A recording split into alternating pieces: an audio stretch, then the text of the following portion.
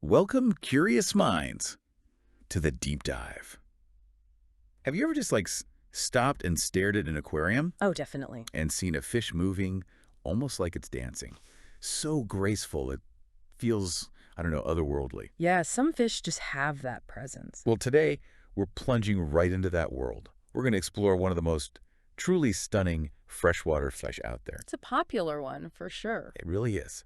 But hey, before we get started, do us a quick favor. Hit that subscribe button on the Deep Dive channel. Please do. Seriously, you won't want to miss our future explorations. We've got some amazing deep dives coming up that you'll definitely want to catch. Absolutely. Okay, let's unpack this. So our mission today, we're diving into this really comprehensive Angelfish Care guide. And we're going to pull out the key facts, sure, but also actionable insights, stuff you can actually use, and some surprising things too. Yeah, it's about giving you that shortcut to really getting this fish. Exactly. The freshwater angelfish. The scientific name is Pterophyllum scalare. And it really is an icon in the aquarium hobby. I mean, when you picture an elegant freshwater fish, the angelfish comes to mind, right? Totally. It's known for its beauty, obviously, but also those amazing fins and just this majestic presence. It really stands out. Yeah. They come from the Amazon basin, originally warm, lush waters, and they're part of the cichlid family. Ah, cichlids. So smart fish, potentially. Very smart. And known for complex behaviors, social structures. It's a fascinating group. So yeah, today isn't just about a care list. We want to go deeper. Right, the why behind it all. Exactly. Understand why they need what they need so you can really appreciate them, maybe even raise them successfully. Perfect setup. So let's start with what makes them so captivating visually. That unique shape, their behavior, and all the different looks they come in now. Okay, that look. Yep. It's unmistakable. They don't call it angelic for nothing, huh? Not at all. That body shape is called laterally compressed. Basically, super thin side to side, but really tall. Like a disc stood on its edge. Pretty much. And then those fins, the dorsal on top, the anal fin on the bottom, they stretch way out, giving it that triangular kind of kite-like shape. Angel wings. Exactly. And size-wise, they're not tiny. Including those fins, they can get up to, 6 inches tall? About 15 centimeters? Wow, that's tall for a fish. It is. And maybe 5 inches or 12 centimeters long. So they definitely command some space in the tank. They glide. You know, it's not frantic swimming. Effortless, almost. Right. And that shape isn't just for looks. It's incredibly functional for where they come from. The Amazon. Yeah. That tall, flat body lets them slip through dense plants, roots, driftwood, really navigate those complex environments. Ah, makes sense, like weaving through underwater obstacles. Precisely. Gives them cover, helps them hunt. And in the aquarium, well, it just looks majestic. Okay, so they look peaceful, gliding around. Right. Are they always chill? Generally, yes. Especially when they're younger, they're considered good community fish. But, and this is important, well, they are cichlids. And cichlids can get territorial, especially when they mature, and definitely when they're breeding. Ah, the protective parents kick in. Exactly. A pair guarding eggs or fry, they can become quite aggressive, chasing off other fish, even much bigger ones sometimes. It's pure instinct. Good to know. Not just a pretty face, then. Definitely not. Complex creatures. And here's something that really grabbed me.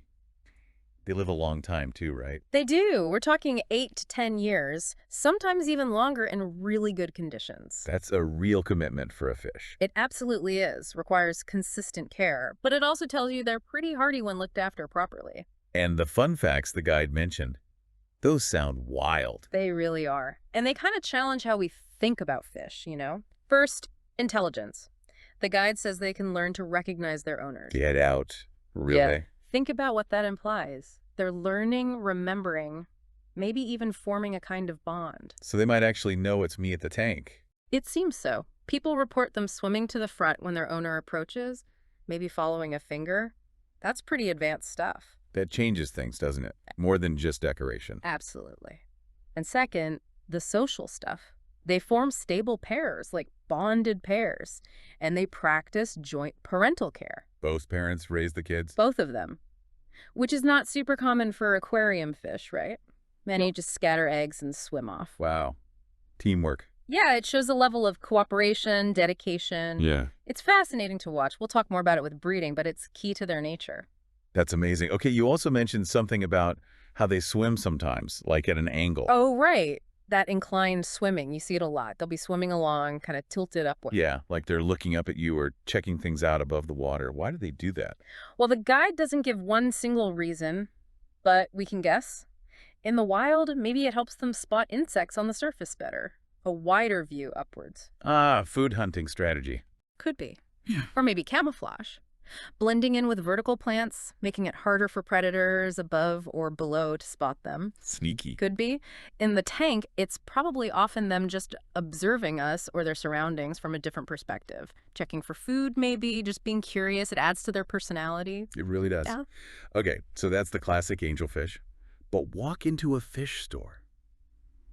Wow. The variety is incredible. Isn't it? Captive breeding has just exploded the possibilities. It's gone way beyond that wild type. It's like a living art gallery. Mhm. So tell us about some of the main ones people will see. What makes them different? Okay, well, the original, the blueprint, is the silver. That's your classic wild look. Silvery body, usually 3 or 4 bold vertical black stripes, great camouflage in the wild, timeless look. The OG angelfish. Exactly. Then maybe the most striking pattern is the marble. It's got these irregular, blotchy patterns of black and white, like really random. Like spilled ink. Kind of. Every fish is unique. Really popular for that abstract look. Then there's the zebra. Similar stripes to the silver, but thinner and more numerous. 5 stripes. Maybe more. A finer pattern. Okay, silver, marble, zebra. Got it. What else? How about something totally different? The albino. No pigment, so you get this soft yellowish white body and bright red eyes. Whoa, red eyes. Yeah, really striking, almost ghost-like. They can sometimes be a bit more sensitive to bright light. Makes sense. And I've seen ones that look like koi. You have. That's the koi angelfish. Bred specifically to resemble koi carp patterns. You get patches of orange, black, white, often mixed up. The orange is often brightest on the head, really vibrant. Living art, like you said. Definitely. And finally, for pure elegance, you have the veil types. This isn't about color, it's about the fins. Extra long. Way extra long. Dorsal, anal, tail fins. They're super long and flowing. They just drift behind the fish. It's incredibly graceful. Like underwater silk. Perfect description. But those long fins need extra care, right? Yeah. Can't have nippy tank mates or sharp decor. Ah, good point. Wow, so much variety. From classic stripes to flowing veils to koi patterns, it really means you can choose an angelfish that fits your exact taste. Totally. It's amazing how selective breeding has diversified them. But looking good is one thing, keeping them healthy is another. That means getting their home just right. Which brings us to the crucial stuff. Habitat essentials. Okay, let's dive into the invisible, but maybe the most important part. Water parameters. Yeah. This is the foundation, right? If the water's wrong, nothing else matters much. You nailed it. Water quality is absolutely #1 for angelfish health and longevity. You have to mimic their Amazon home. It's non-negotiable. So break it down for us. What are the critical numbers? Okay, first, temperature. They're tropical fish. They need warm water, ideal range, 78 to 82 degrees Fahrenheit. That's 26 to 28 Celsius. Right. They can tolerate a bit wider, maybe 75 to 86 Fahrenheit or 24-30 C, but you really want to stay in that sweet spot. Consistency is key. Big swings stress them out. Makes sense. Stable warmth. What about pH acidity? They like it slightly acidic to neutral. So pH between 6.0 and 7.5 is the target. Again, stability is more important than hitting, say, exactly 6.8. Wild swings are dangerous. So test regularly, keep it steady. Exactly.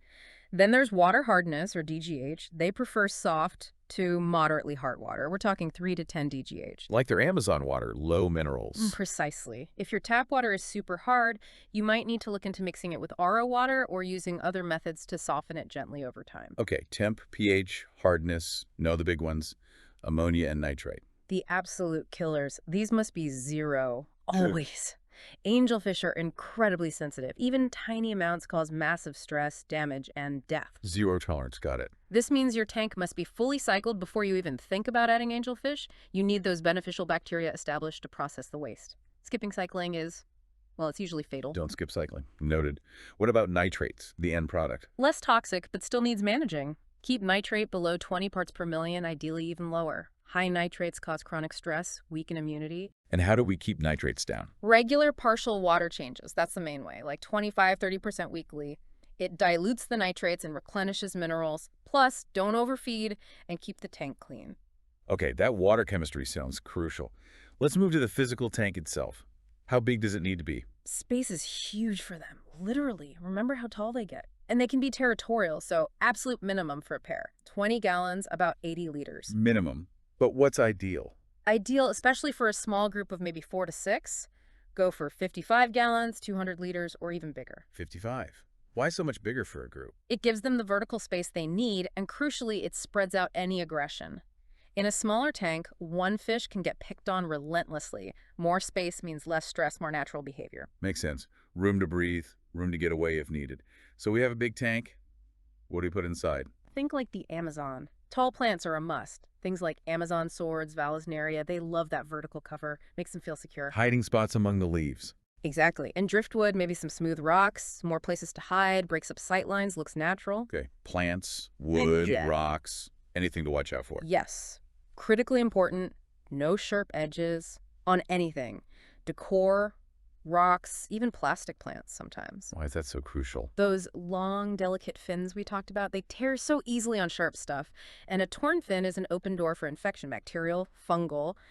It's a common problem if the decor isn't safe. Ooh, good catch. Smooth decor only. Got it. What about the tech? Lights and filters. Lighting should be moderate, not blazing bright. Remember, their natural home is often shaded by trees or floating plants. Bright light can stress them. So no stadium lights. Definitely not. Standard LEDs on a medium setting are usually fine. For filtration, you need a good, strong filter because water quality is paramount. But the water flow from the filter needs to be gentle. Angelfish hate strong currents. It batters them around, stresses them out. So good filtration, low flow. How do you manage that? You can often baffle the output, put a sponge over it, use a spray bar, aim the flow at the tank wall, ways to slow it down while keeping the water clean. Clever. And the bottom, substrate. Fine sand or small, smooth gravel worked great. Easy to clean, comfortable for them, nothing sharp or coarse. Okay, perfect angelfish apartment designed. Now, what's for dinner? All right, we've built the perfect home, the water's pristine. How do we feed these beauties to keep them healthy and vibrant for that long lifespan? What's on the angelfish menu? Diet is absolutely key. You need variety and quality. You can't just toss in any old flake food. So what's the foundation, the staple food? A high-quality flake or pellet specifically made for cichlids. Why cichlids specific? Because those formulas are balanced for their nutritional needs, the right protein levels, fats, vitamins. Quality really matters here. Cheap food just won't cut it long-term for health and color. Invest in the good stuff. Makes sense. Is that enough, just the staple? It's the base, but no, definitely add treats. 2 or 3 times a week is good. This is where you add variety and mimic their natural diet. Treats like what? Live food? Could be live or frozen. Things like brine, shrimp, great protein, fun for them to chase. Bloodworms, super popular, very nutritious, good for color. I've heard of bloodworms. Yeah, they love them. Also, Daphnia, tiny crustaceans, good for digestion. And maybe tubifex worms, but be careful where you source those, get them clean. Why the variety? Just to keep it interesting. That, plus it stimulates their natural foraging behavior, really boosts their colors, and provides different nutrients than just the dry food. It's enrichment and nutrition. Cool. So meaty treats? Anything else? Are they purely carnivores? Good question. No, they're actually omnivores, so they benefit from some plant-based foods too. Like what? Seaweed? You could use spirulina flakes or algae wafers. Even small bits of blanched veggies like spinach or zucchini can be good sometimes. It helps with digestion and gives them a fuller nutritional spectrum. Wow. So a really balanced diet, high-quality cichlid pellets, meaty treats a few times a week, and some greens. That's the ideal, yeah. Fuels their health, their color, their long life. Perfect. Keeping them healthy and happy. Which leads to maybe the most exciting part for some aquarists, seeing them breed. Okay, this is cool. The thought of having tiny baby angelfish swimming around, that's got to be amazing to see. It truly is. Witnessing their breeding behavior and parental care is one of the most rewarding things in the hobby, I think. So how does it happen? For someone hoping to see this, what's the process? First step, figuring out who's male and who's female, right? Is it obvious? Not always. It can be pretty subtle, especially when they're young. Angelfish don't have super obvious differences, but as they mature, Clues appear. yeah. Males tend to develop a bit of a bump on their forehead, a neutral hump. They might also be slightly larger, maybe more angular. Okay, lumpy head equals maybe male. What about females? Females often look a bit rounder, especially in the belly area when they're full of eggs. Gravid is the term. No. Maybe a bit more pear-shaped overall. Sounds tricky. It can be. Often the best way is to get a group of young angelfish, like 4 to 6, and just let them grow up together. They'll usually pair off naturally. Ah, let them choose their own partners. Exactly. You'll see 2 fish sticking together, maybe claiming a corner of the tank. That's your pair. Okay, so you've got a pair. What happens next?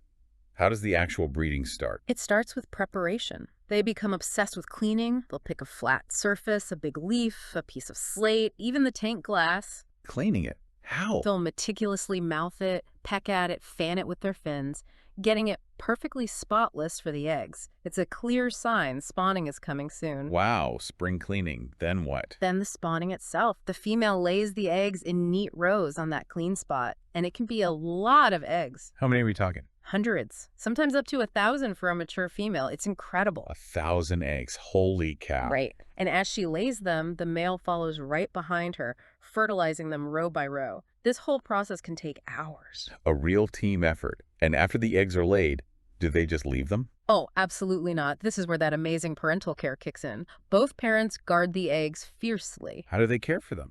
They constantly fan the eggs with their fins. This brings fresh, oxygenated water over them, which is vital, and helps prevent fungus. Fanning the eggs. Cool, and they defend the territory like crazy, chasing away any other fish that gets too close. They are incredibly protective. That's serious parenting. You mentioned this is common for cichlids. It is. That level of intense shared parental care is a hallmark. It really raises the question, doesn't it? How common is that kind of devotion among fish most people keep? Yeah, you don't usually think of fish as being such dedicated parents. Exactly. Seeing it happen in your own tank, it gives you a real window into just how complex their social lives and instincts can be. They're not just swimming around aimlessly. So true. How long until the eggs hatch? It's surprisingly quick, usually just 2 to 3 days, depending on the temperature. Wow, fast.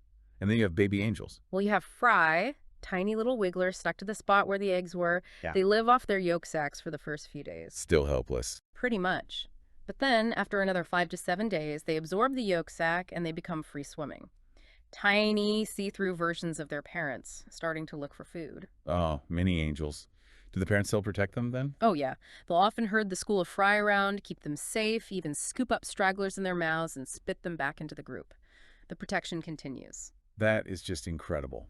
What a process. Makes you really appreciate them on a whole new level. But even with great care, things can go wrong sometimes, right? Health issues. Unfortunately, yes. Like with any living thing, diseases can happen. Knowing what to look for is really important. Right, nobody wants sick fish. It's stressful for them and for us.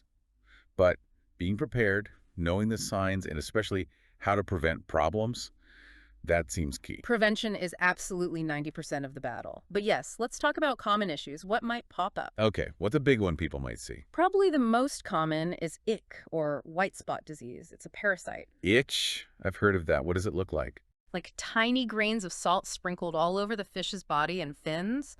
Really distinct white spots. Okay, little salt specks. Any other signs? Yeah, the fish might clamp its fins close to its body, breathe rapidly, seem listless, or even rub itself against objects in the tank trying to scratch the parasites off. Sounds nasty. How do you treat itch? The standard approach is usually raising the tank temperature slowly up to about 86 Fahrenheit, 30 Celsius. This speeds up the parasite's life cycle. Heat helps kill it. It makes it vulnerable to medication. So you raise the temp and you use an itch treatment, something with methylene blue or malachite green or even aquarium salt sometimes. Follow the directions carefully and treat for maybe 7-10 days to catch all life stages. Okay, heat and meds for itch. What else? Fungal stuff. Yep, fungal infections. These look like white, fuzzy, cottony patches on the fish. Like mold. Kind of, yeah. Usually it's a secondary thing. It attacks fish that are already stressed or injured. So the fungus takes advantage. Exactly. Treatment is usually an antifungal medication from the fish store. And you need to figure out why the fish was vulnerable in the first place, fix the stressor. Makes sense.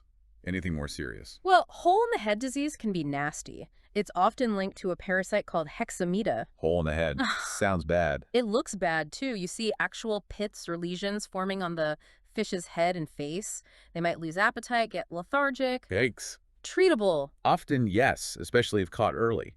Medicated food with metronidazole is common, or dosing the water. Improving water quality and diet is also vital for recovery. Okay, and bacterial problems. Yeah, bacterial infections are common too, often showing up as fin rot, where the fins look ragged, torn, maybe reddish at the base, or you might see red sores or ulcers on the body. What causes those? Usually stress again. Almost always linked to poor water quality, stress, or overcrowding. The bacteria are often present, but they only take hold when the fish's immune system is weak. How do you treat bacterial stuff? Usually with broad-spectrum antibiotics made for fish, things like erythromycin or kanamycin. Again, catching it early is key. Wow, okay. Lots of potential issues. But you said prevention is key. How do we prevent these things? Right, this is the most important part. 3 golden rules. 1, don't overcrowd your tank. More fish mean more waste, less space, more stress. It's a recipe for disease. Rule 1, give them space. Rule 2, maintain excellent, stable water quality. Regular water changes keep that ammonia and nitrate at 0, nitrates low. Clean water is their best defense. Reduces stress, supports their immunity. Rule 2, keep it clean and stable. And rule 3, maybe the most critical one people skip. Quarantine all new fish. Quarantine, like keep them separate first. Exactly. Put any new fish or even plants in a separate small tank for a few weeks, maybe 2 to 4 weeks. Watch them closely for any sign of illness. Why is that so important? Because if that new fish is sick, you can treat it in the quarantine tank without infecting your entire established community in the main tank. It prevents widespread outbreaks. It seems like extra work, but it can save you so much heartache. That makes total sense. A little patience up front saves major trouble later. That quarantine tank sounds like a non-negotiable, really. Honestly, for serious aquarists, it pretty much is. It's your biosecurity. Biosecurity for fish. Love it. Okay, so keeping them healthy also means keeping them happy with their neighbors, right? Tank baits matter. Yeah, let's talk about the social scene inside the tank.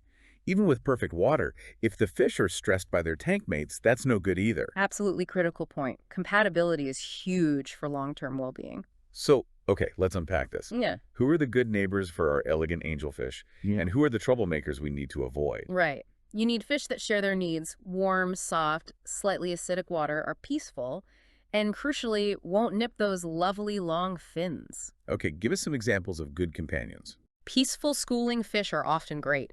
Think tetras like neons, cardinals, rummy nose. They tend to stay mid-water, away from the angels, and they're not aggressive. Tetris check. Who else? Corydoras catfish. Awesome bottom dwellers. They clean the substrate, stay out of the way, totally peaceful, and armored, so angels generally leave them alone. Cories are cute too. They are. Then maybe some apistogramma, the dwarf cichlids. They're much smaller and less aggressive than bigger cichlids, usually stick near the bottom. Dwarf cichlids, interesting. What about algae eaters? Smaller pelicos, like bristlenose, are usually fine. They stick to surfaces, do their cleaning job, just make sure they don't get enormous. And maybe rasboras, like harlequins. Another good, peaceful schooling fish. So basically peaceful fish that occupy different areas or just mind their own business. That's the gist, yeah. Similar water needs, peaceful temperament, no fin nipping. Okay, now the important part. Who are the definite bad companions? The ones to keep far away. Top of the list for fin nipping potential, Betta splendens Siamese fighting fish. They see those long angelfish fins and often attack them. It's a really bad mix. Betta versus angel. Bad idea. Very bad. Also, tiger barbs. Notorious fin nippers. They're way too boisterous and will constantly harass the angelfish. Just create stress and damage. Okay, no tiger barbs. What about other cichlids, since angels are cichlids? Good question, but generally no. Big, aggressive cichlids like Oscars or Jack Dempsey's are a huge mistake. They get much bigger, are far more aggressive, and will likely bully or even kill angelfish. So cichlid doesn't automatically mean compatible? Not at all. Size and temperament difference is massive there. And finally, a common mistake, goldfish. Goldfish? Why not? They seem peaceful. Completely different needs. Goldfish need much cooler water. Angelfish need warm water. Plus, goldfish are super messy, making it hard to keep water pristine enough for angels. They just shouldn't be in the same tank. Ever. Wow, okay. So incompatible water needs are just as bad as aggression. Absolutely. If we connect this to the bigger picture, choosing the right tank mates isn't just about preventing fights. It's about reducing stress for everyone. A peaceful tank means healthier, happier fish with stronger immune systems. It really is about creating a balanced little ecosystem, isn't it, where everyone thrives together. That's the goal, a harmonious community. That's incredibly useful advice, thinking about the whole community, not just the individual fish. And there we have it. Wow, what a deep dive that was into the truly majestic world of the freshwater angelfish. We covered a lot of ground. We really did. From their unique angelic shape and surprisingly smart behaviors to that incredible range of varieties breeders have developed. Silvers, marbles, kois, veils, so many choices. Exactly. Then we laid out the blueprint for their perfect home, getting that water chemistry just right, setting up the tank with the right plants and decor. Emphasizing why those things matter. Right. And fueling them with a great diet, not just flakes, but those important treats and greens too. For real health and vibrancy. And we explored that amazing breeding process, the cleaning, the spawning, that incredible parental care. Truly fascinating to witness. And finally, staying ahead of illness with prevention, especially that quarantine step, and choosing the right tank mates for a peaceful community. It all adds up to a thriving angelfish. It really does. They're such beautiful, fascinating fish.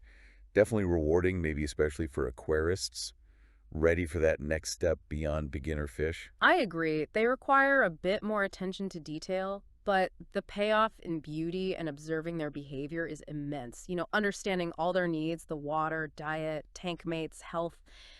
It's the key to seeing them truly flourish, not just survive. Yeah. And it makes you think, doesn't it?